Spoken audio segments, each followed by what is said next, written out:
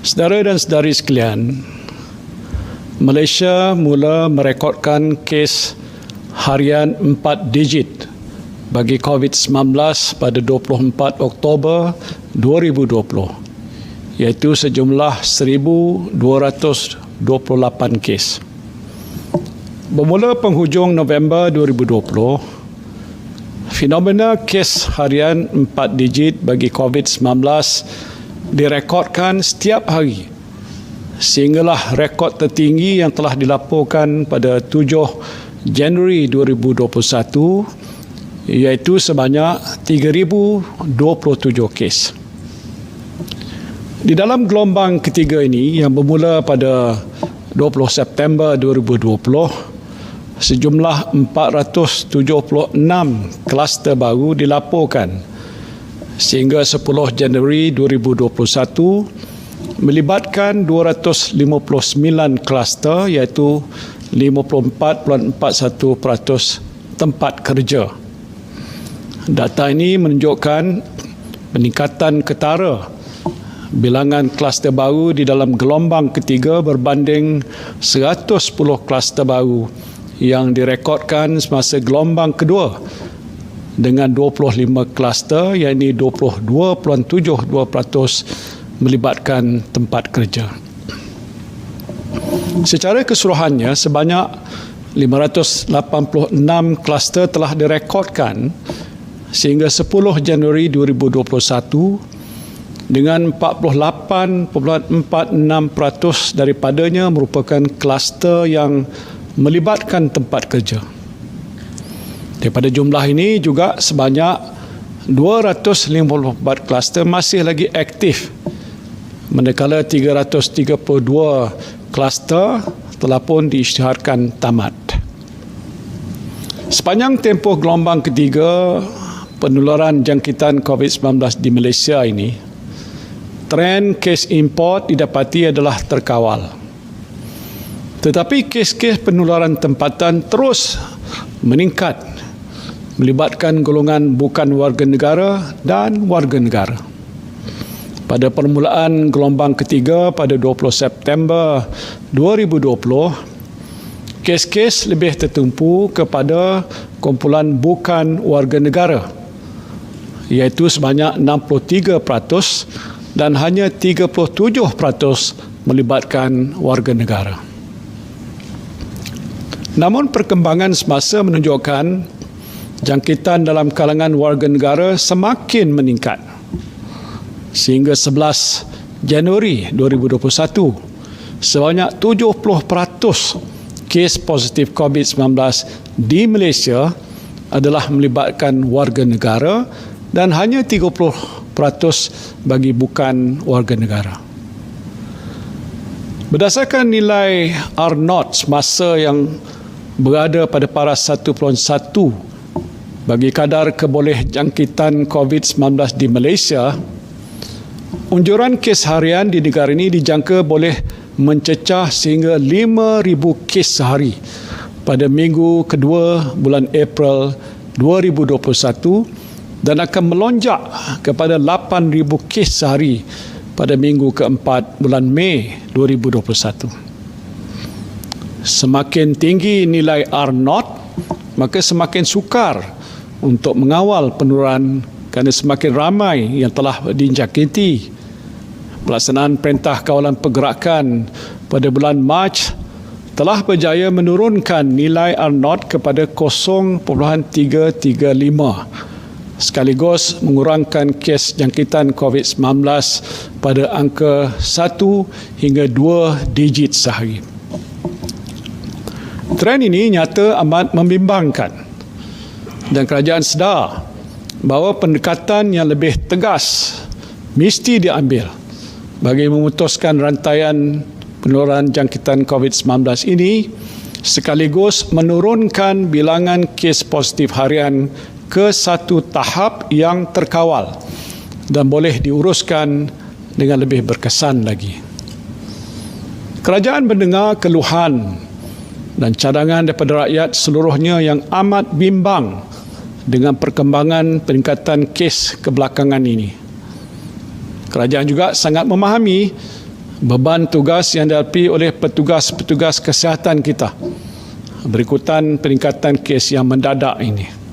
Frontliners kita semakin penat dan kesihatan awam negara kita juga semakin tenat. Saudara-saudari yang saya kasihi sekalian, pada ketika ini fasiliti Kementerian Kesihatan Malaysia KKM sudah tidak mampu untuk menampung peningkatan sehingga 2,000 kes baru setiap hari. Our healthcare system is at a breaking point. Dan saya ingin jelaskan realiti situasi sistem kesihatan yang sedang kita hadapi sekarang.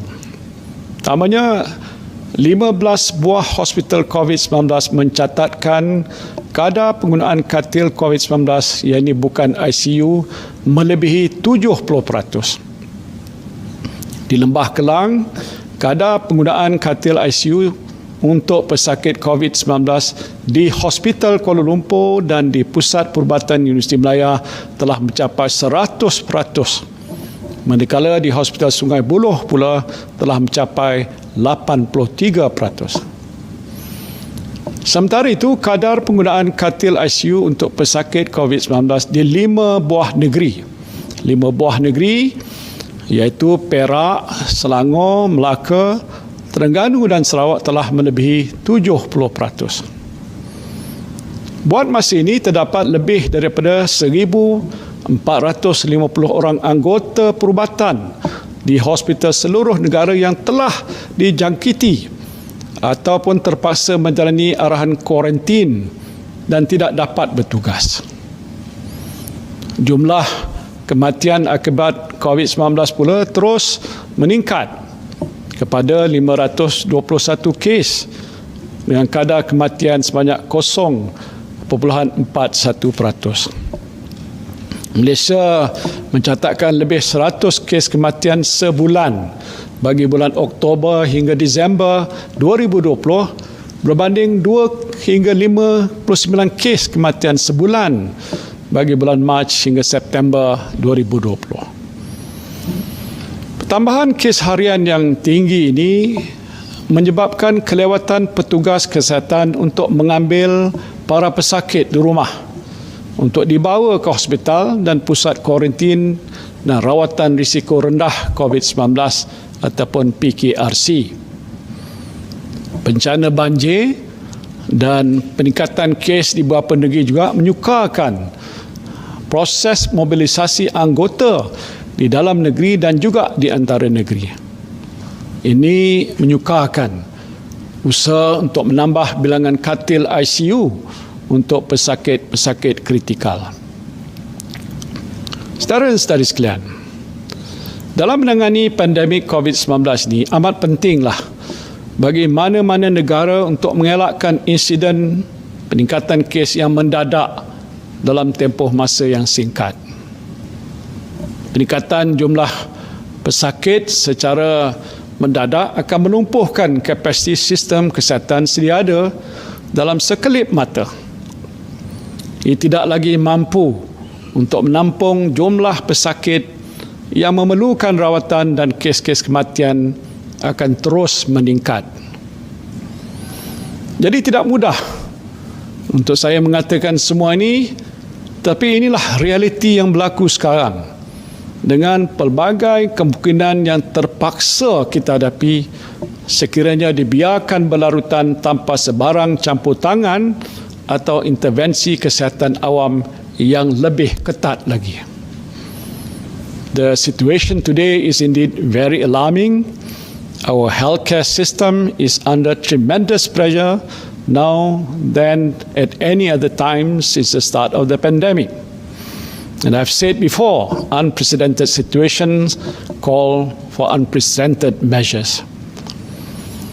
Justru berdasarkan penilaian risiko oleh Kementerian Kesihatan Malaysia, Majlis Keselamatan Negara MKN, serta pelbagai kementerian dan agensi serta nasihat pakar-pakar kesihatan awam di dalam negara, kerajaan bersetuju dengan pandangan bahawa satu tindakan yang tegas perlu diambil untuk memutuskan rantaian jangkitan penularan virus COVID-19. Dan untuk itu, kerajaan telah memutuskan untuk melaksanakan Perintah Kawalan Pergerakan PKP atau MCO untuk tempoh 14 hari bermula jam 12.01 tengah malam Rabu 13 Januari 2021 hinggalah 26 Januari 2021. Perintah ini melibatkan 3 peringkat pelaksanaan seperti berikut.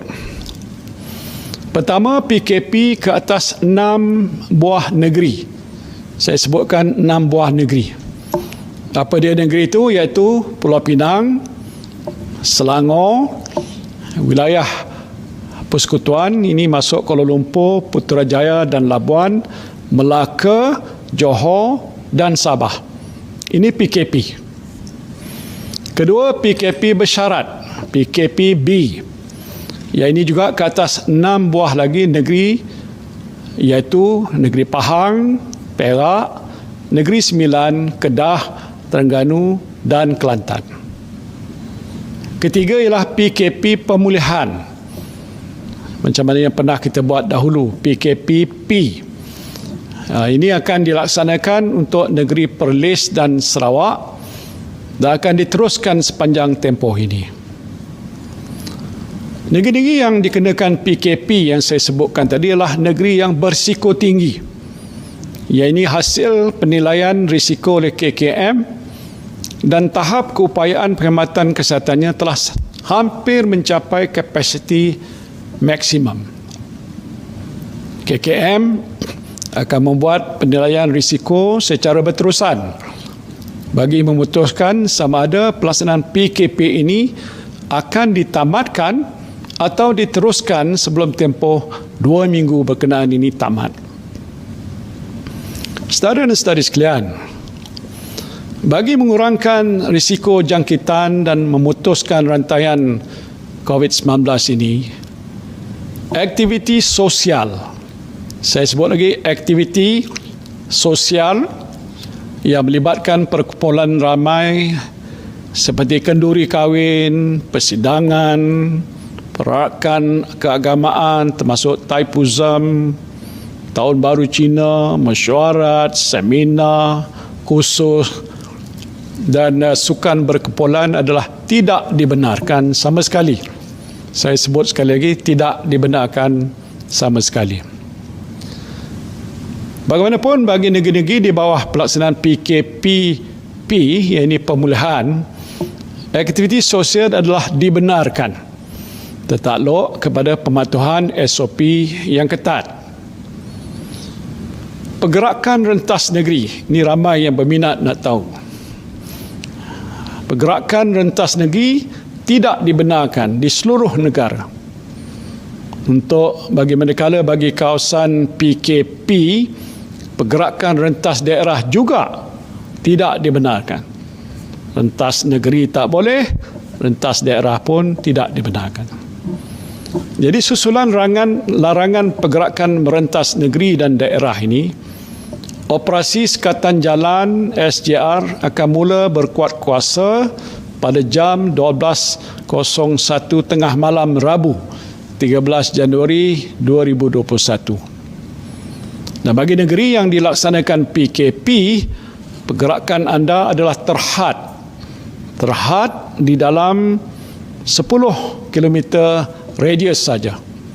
Bagi tujuan membeli barangan keperluan dari pasar raya atau kedai runcit yang berdekatan, hanya dua orang anggota isi rumah yang dibenarkan untuk keluar dan berada dalam kenderaan yang sama. Mana-mana individu yang melanggar larangan ini boleh dikenakan kompaun maksimum RM1,000. Bagi sektor ekonomi pula, ini penting. Kerajaan telah mengenal pasti 5 sektor yang dibenarkan beroperasi yang dikategorikan sebagai sektor ekonomi perlu ataupun essential economic sector. Apa dia sektor-sektor itu? Iaitu penghilangan dan pembuatan, pembinaan, perkhidmatan, perdagangan dan pengedaran serta peladangan dan komoditi. Sektor-sektor ini dibenar beroperasi kerana peranannya menyokong kerja-kerja membekal keperluan asas seperti makanan, minuman, dan barang keperluan rumah serta penjagaan diri, kelengkapan PPE, peranti perubatan dan ubatan pada petugas kesihatan, aktiviti perdagangan antarabangsa, memastikan rantaian bekalan tidak terputus dan menyokong infrastruktur kritikal dan juga kerja-kerja kecemasan. Bagaimanapun, hanya 30% pekerja dalam kumpulan pengurusan yang dibenarkan berada di pejabat, manakala bagi pekerja dalam kumpulan sokongan, jumlah pekerja yang diperlukan pada satu-satu masa akan ditentukan oleh majikan masing-masing. Ingin saya ingatkan, jumlah pekerja yang ditentukan mestilah mengambil kira pematuhan ketat SOP yang ditetapkan. Jangan sampai tiada penjarakan fizikal langsung sewaktu berada di tempat kerja. Mana-mana majikan yang melanggar SOP dan menyebabkan berlakunya penularan jangkitan COVID-19 di tempat kerja, tindakan tegas akan diambil berdasarkan undang-undang termasuk menutup premis berkenaan. Kementerian Perdagangan Antarabangsa dan Industri ataupun MITI akan nanti memperincikan jenis-jenis perkhidmatan yang disenaraikan sebagai essential economic sector ini. MITI dan juga Kementerian Kerja Raya juga akan memperincikan butiran kerja-kerja pembinaan yang dibenarkan beroperasi. Dan bagi sektor atau perkhidmatan yang tidak disenaraikan sebagai essential services, arahan bekerja daripada rumah atau work from home akan dikuatkuasakan. Semua majikan mesti mematuhi arahan ini untuk mengurangkan pergerakan di dalam komuniti, terutamanya di kawasan yang berkepadatan tinggi. Hanya dengan langkah ini kita dapat mengurangkan risiko jangkitan COVID-19 di tempat kerja. Sepanjang pelaksanaan PKP, kedai makan dan gerai penjaja dibenarkan beroperasi hanya untuk perkhidmatan take away. Jadi tak boleh makan dalam kedai ataupun warung. Manakala bagi kawasan PKPB dan PKPP, kedua-duanya dibenarkan beroperasi seperti biasa mengikut SOP yang telah ditetapkan. Perkhidmatan pengantaran makanan, yang ini dibenarkan beroperasi. Pasar raya, perkhidmatan kesihatan termasuk klinik, hospital dan farmasi serta bank dibenarkan beroperasi di kawasan PKP pada tahap berjaga-jaga.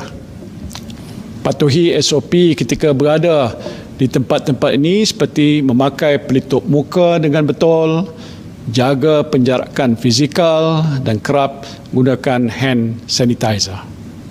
Sekiranya tidak ada keperluan segera ataupun mendesak, tidak perlulah keluar rumah. Macam mana yang saya biasa sebutkan dulu, just stay at home. Kementerian Perdagangan Dalam Negeri dan Hal Ehwal Pengguna KPDN HEP telah memberikan jaminan bahawa bekalan di semua sektor peruncitan adalah mencukupi. Tak payah berbot-bot ataupun simpan barang lebih daripada yang diperlukan. Pemantauan terhadap barangan keperluan pengguna seperti gula, minyak masak, tepung gandum, beras, roti putih, susu tepung, ayam, sayur-sayuran, telur, bawang, hand sanitizer, pelitup muka akan dilakukan setiap hari. Saudara dan saudari sekalian, walaupun terdapat sekatan pergerakan yang ketat, khususnya di negeri-negeri dikenakan PKP, pengecualian diberikan pada pelajar dan calon peperiksaan utama, termasuk peperiksaan SPM untuk sesi 2020 dan 2021. Mereka ini dibenarkan hadir ke sekolah dengan SOP yang ketat. Pihak Kementerian Pelajaran Malaysia akan nanti memperincikan SOP ini. Bagi aktiviti keagamaan, hanya ahli jawatankuasa masjid atau rumah ibadat dibenarkan hadir. Inilah di negeri yang dilaksanakan PKP dengan jumlah maksimumnya 5 orang. Dan bagi negeri yang dikenakan PKPP dan PKPB, aktiviti keagamaan masih dibenarkan dengan bilangan kehadiran minimum yang ditetapkan di dalam SOP. Pihak berkuasa agama negeri disaran untuk memberikan penetapan yang bersesuaian dalam nak menetapkan jumlah kehadiran yang dibenarkan. Saya juga sedar bahawa pengasingan diri untuk satu tempoh yang lama ini boleh memberikan tekanan ataupun stres terhadap kesihatan mental. Justru bagi memastikan kesihatan minda dan fizikal yang berterusan, anda dibenarkan untuk meninggalkan rumah untuk beriadah dengan anggota isi rumah sahaja. Pastikan jarak anda dari orang lain adalah 2 meter sekurang-kurangnya setiap masa. Kalau hendak berjoging, jangan lebih daripada 2 orang, dan kalau berbasikal, janganlah secara berkumpulan. Cukuplah seorang saja. Saudara dan saudari yang saya hormati, tempoh 2 minggu yang akan datang ini amatlah penting untuk bukan saja diri kita tetapi juga seluruh negara. Semua kebebasan yang kita korbankan ini terputus hubungan dengan rakan-rakan, berada dalam isolasi di rumah dan kesukaran untuk melakukan aktiviti sosial di luar akan mampu menyelamatkan nyawa kita semua. Virus ini sekarang ini telah pun berada di dalam komuniti dan virus ini sekarang ini hidup bersama kita. Jadi janganlah kita merasa terlalu selesa dan akhirnya mengabaikan langkah-langkah pencegahan yang begitu mudah untuk kita amalkan, seperti kerap mencuci tangan dengan sabun, memakai pelitup muka dengan betul, jaga jarak fizikal dan elakkan dari bersentuhan. Saya ingin mengajak pemimpin-pemimpin masyarakat ataupun community leaders untuk menjaga dan melindungi komuniti masing-masing daripada menjadi tempat penurunan jangkitan COVID-19. Anda semua adalah frontliners di dalam komuniti anda dalam perjuangan kita melawan virus ini. Jalinkan kerjasama dengan pejabat kesihatan daerah, klinik-klinik kesihatan komuniti dan juga majlis daerah untuk mendidik warga komuniti anda supaya mereka juga tahu bagaimana cara terbaik untuk mencegah jangkitan COVID-19 ini. Sebagai bukti komitmen kerajaan untuk memperkasakan komuniti, satu jawatankuasa peringkat tinggi yang dipengerusikan oleh Ketua Setiausaha Negara bersama dengan Menteri Tugas-Tugas Khas telah pun dibentuk untuk memastikan pelaksanaan langkah pemerkasaan komuniti dengan lebih berkesan lagi. Anggaplah bahawa virus tersebut berada di dalam diri kita agar kita sentiasa berwaspada dan tidak leka dalam mematuhi SOP yang ditetapkan. Kita bergelak ketawa di luar bersama rakan dan keluarga, tetapi kita sering lupa segala SOP dan petugas-petugas kesihatan kita yang bertungkus lumus mengorbankan masa bersama keluarga dan mengeluh bersendirian untuk mengawal penularan jangkitan COVID-19 ini. Saudara dan saudari sekalian, saya juga ingin mengambil kesempatan untuk mengumumkan bahawa kajian klinikal fasa 3 vaksin COVID-19 akan bermula pada 21 Januari 2021 di 9 buah hospital Kementerian Kesihatan Malaysia di bawah kelolaan Pusat Kajian Klinikal Clinical Research Center CRC masing-masing. Kajian klinikal yang pertama dilakukan di Malaysia ini dijangka akan melibatkan seramai 3,000 sukarelawan dan Malaysia bakal menjadi negara pertama di luar negara China untuk kajian calon vaksin inactivated COVID-19 vaksin buatan Institute of Medical Biology, Chinese Academy of Medical Sciences China, APSCAM ini. Kesemua keperluan regulatory termasuk kelulusan etika daripada Medical Review and Ethics Committee MREC, dan akhir sekali Clinical Trial Import License CTIL daripada NPRA telah diperolehi pada 8 Januari 2021. Selain itu, bahagian regulatory farmasi negara NPRA, Kementerian Kesihatan Malaysia, juga telah meluluskan pendaftaran vaksin COVID-19 yang dihasilkan syarikat farmaseutical Pfizer. Justru Malaysia dijangka akan menerima bekalan vaksin Pfizer ini untuk fasa pertama pada hujung Februari ini, insyaAllah, dan sebagai persediaan awal bagi memastikan pengagihan vaksin COVID-19 kepada rakyat negara ini berjalan lancar. Bekalan diperolehi, KKM telah pun membangunkan pelan program imunisasi COVID-19 kebangsaan. Dan bagi mencapai imuniti kelompok, sebanyak 60 hingga 70% ataupun 20 hingga 23 juta penduduk Malaysia perlu diberikan vaksin COVID-19 ini. Buat masa ini, kerajaan telah pun menandatangani perjanjian awal dengan fasiliti COVAX, syarikat Pfizer dan AstraZeneca bagi perolehan vaksin COVID-19 untuk mendapatkan jaminan bekalan vaksin sebanyak 40% liputan populasi. Kerajaan juga sedang dalam proses rundingan akhir dengan Sinovac, CanSino dan Gamaleya bagi mendapatkan jaminan bekalan vaksin bertambah melebihi 80% jumlah populasi negara atau 26.5 juta. Kerajaan juga akan pastikan hanya vaksin yang memenuhi ciri-ciri keselamatan, kualiti dan berkesan yang akan didaftarkan dan digunakan di Malaysia. Proses penilaian ini dibuat oleh Jawatankuasa Penilaian Produk Bahagian Regulatory Farmasi Negara NPRA untuk kelulusan dan pihak berkuasa kawalan dadah bagi tujuan pendaftaran sebelum vaksin COVID-19 tersebut boleh digunakan di Malaysia.